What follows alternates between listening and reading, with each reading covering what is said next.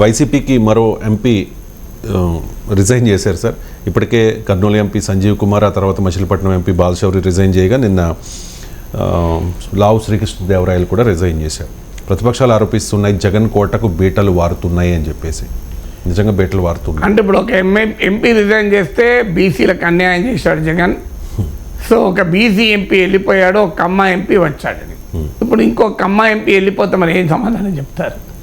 So అంటే YCP ప్రత్యర్థులు చాలా ఆసక్తికరంగా మీకు పత్రికలు వచ్చిన వైసీపీని వ్యతిరేకించే పత్రికలు పతాక శీర్షిక బీసీ ఎంపీకి అన్యాయం, అగ్రకుల ఎంపీకి ఆహ్వానం అని వచ్చిందా లేదా?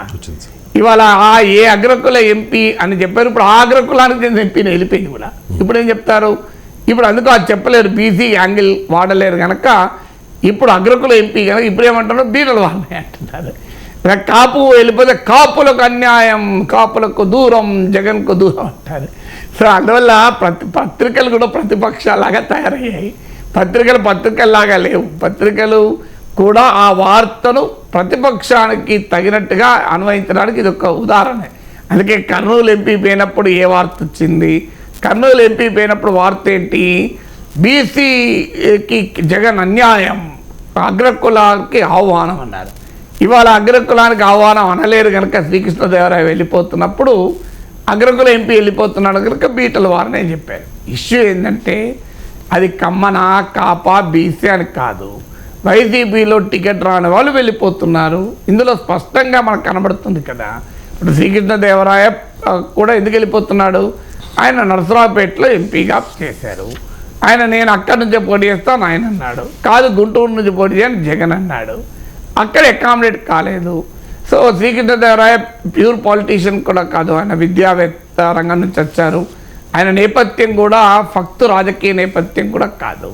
సో అందువల్ల ఆయన జగన్మోహన్ రెడ్డి పైన ఆయన ఆర్థిక వనరులు సమకూరిస్తే ఎన్నికల్లో గెలుస్తాను అనే పరిస్థితి కూడా కాదు.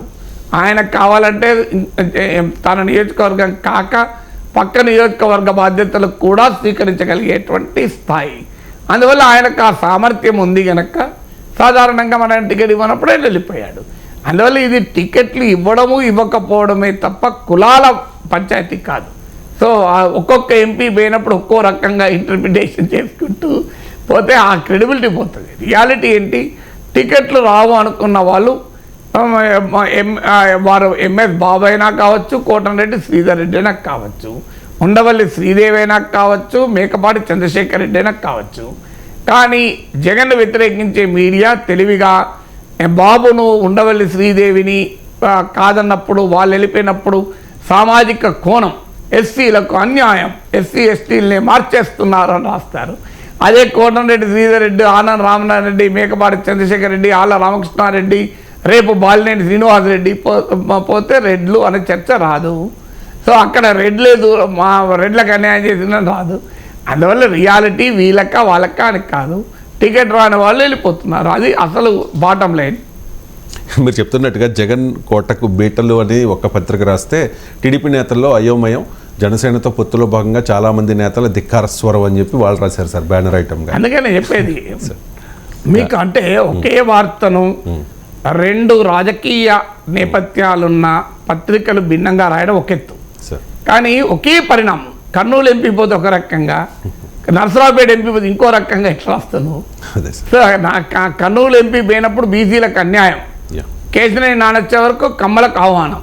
మరి నరసరావుపేట ఎంపీ పోయినప్పుడు మరి యాంగిల్ అది రాజెందుకు? సో అప్పుడు బీటలు వాడతాయని యాంగిల్ వస్తుంది. అందువల్ల అది నేను ప్రశ్నించేది.